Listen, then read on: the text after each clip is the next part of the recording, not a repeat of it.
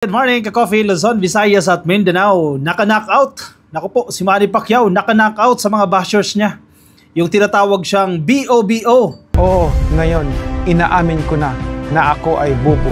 Aba, diniretsa na yan ni Manny Pacquiao ha. Tinatawag niyo akong bobo? O sige, ito yung resibo ko. Ako yung bobo. Mahigit 2,000 bahay ang ipinamigay ko libre sa mga mahihirap. Inumpisahan ko lang dito sa lugar ko para makita ng tao yung programa natin na libreng pabahay, kahit piso wala tayong sinisingil. Ako yung bobo. Mahigit 2 bilyong piso ang napamigay ko. Noong panahon na kailangan ako ng mga kababayan natin dahil sa pandemya. Parte lang yan, ka-coffee, ng pa-knockout na mensahe ni Manny Pacquiao sa kanyang mga kritiko. Sa halip na mainis, ginamit ni Pacquiao ang salitang BOBO. Oo, ngayon, inaamin ko na ako ay bobo. Buksingerong obses na mabigyan ng oportunidad ang mga mamamayang Pilipino na naghihirap. Viral na, ka-coffee, ha, itong video na to at iginigiit po ni Pacquiao dito na hindi siya perpekto tulad po ng ilang kandidato, pero araw-araw siyang nagsusumikap, matuto at maglingkod. Yun naman ang importante. Pero syempre, yung iba hindi matanggap yan. Bakit si Manny Pacquiao nandiyan dyan sa Senado? Pero syempre, sa kabilang bandang sinasabi naman dyan, maganda na yung may nagawa kesa yung mga nandiyan dyan sa Senado na wala namang alam, wala pang nagagawa. Oy, may kilala tayong ganyan ha. I move. Oy, sino yan? Ako yung bobo na mahigit 50,000 na scholar ang napag-graduate ko. Karamihan sa kanila ngayon ay nakakapagtrabaho na at umasinso sa buhay. Sinasabi po ni Pacquiao na mahalaga ay ang puso sa pagtulong, hindi ang pinagmulan o taas ng pinag-aralan. May punto din naman siya dito. Kasi sa totoo lang, marami tayong kababayan na matataas yung mga pinag-aralan. Anong ginawa sa bayan? Nagnakaw. Nako, maraming mga politiko, maraming matataas na opisyal, mga graduate ng UP, at kung saan-saan pa. Anong ginawa? Nagnakaw. Yung iba, nandiyan pa rin.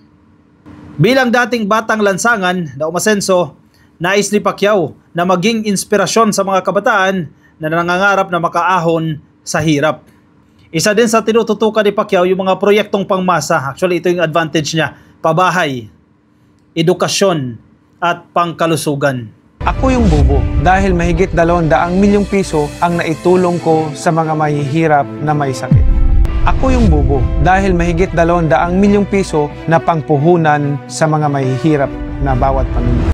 Ito yung mga very important na sektor ng lipunan.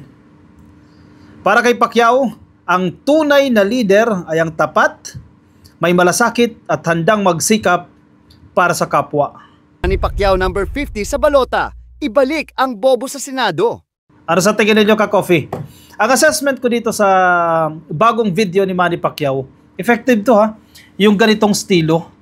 Sinasabi ninyo, ako ay bobo. Yung literal na bobo, mahina ang pag-iisip. Pero yung tinatawag ninyong bobo, ito yung mga nagawa. A, B, C, D. Napakaraming nagawa.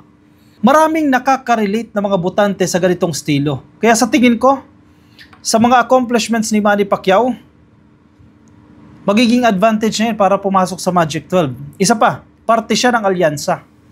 Kapag parte ka ng alyansa, solid ka. Suportado ka ng presidente. Suportado ka ni PBBM. So malamang sa malamang, ito, honest take ko ito, lulusot si Manny Pacquiao. Papasok yan sa Magic 12. Di bali na, mas maganda na si Pacquiao, mas mainam na si Pacquiao kaysa kay Bato de la Rosa, kaysa sa ilang miyembro ng Team Suka. Kasi alam mo na hindi magnanakaw, alam mo na hindi pro-China, alam mo na tutulong sa gobyerno, tutulong sa administrasyon ni PBBM. O kayo, ka-coffee, anong take nyo dito sa video na yan? I-comment ang inyong opinion, ang inyong reaksyon dyan sa comment section para mabasa po yan ng iba nating mga ka-coffee. Mga nasa Facebook, pasukin na lang ka-coffee, please like and follow. Mga nasa YouTube, click lang po na subscribe.